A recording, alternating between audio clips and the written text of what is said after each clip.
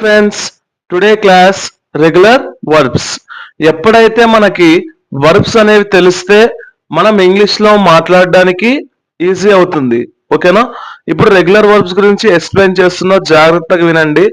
మనకి యాక్చువల్గా ఇంగ్లీష్లో 5 టైప్స్ ఆఫ్ వర్బ్స్ ఉంటాయి.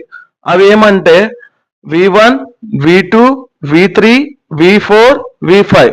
ఈ 5 టైప్స్ ఆఫ్ వర్బ్స్ మనం క్లియర్గా తెలుసుకుంటే ఖచ్చితంగా మనం ఇంగ్లీష్లో మాట్లాడడానికి సులువు అవుతుంది. ఓకేనా? V1 అనేది ప్రెసెంట్ లో వాడతాం, V2 అనేది పాస్ట్ లో వాడతాం, V3 అనేది పాస్ట్ పార్టిసిపుల్ లో వాడతాం, అంటే ఇప్పుడే అయిపోయిన పనులకి వాడతాం. V4 అనేది ప్రస్తుతం జరుగుతున్న పనులకు వాడతాం. V5 అనేది థర్డ్ పర్సన్ సింగులర్ కి వాడతాం ప్రెసెంట్ లో. ఓకేనా? అలో అంటే అనుమతించడం, అలోడ్ అంటే V2 అంటే అనుమతించాను గతంలో, అలోడ్ ఇప్పుడే అనుమతించాను, అలోయింగ్ అనుమతిస్తూ ఉన్నాను ప్రెసెంట్ లో, అలోస్ థర్డ్ పర్సన్ సింగులర్ కి అనుమతించాను.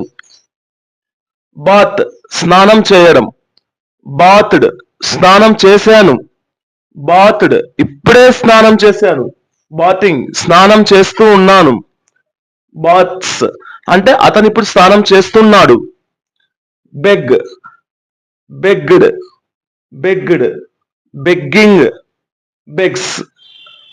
డాన్స్ అంటే నాట్యం చేయడం, డాన్స్డ్ నాట్యం చేశాను, డాన్స్డ్ ఇప్పుడే నాట్యం చేశాను, డాన్సింగ్ నాట్యం చేస్తూ ఉన్నాను, డాన్సెస్ అతను డాన్స్ చేస్తున్నాడు.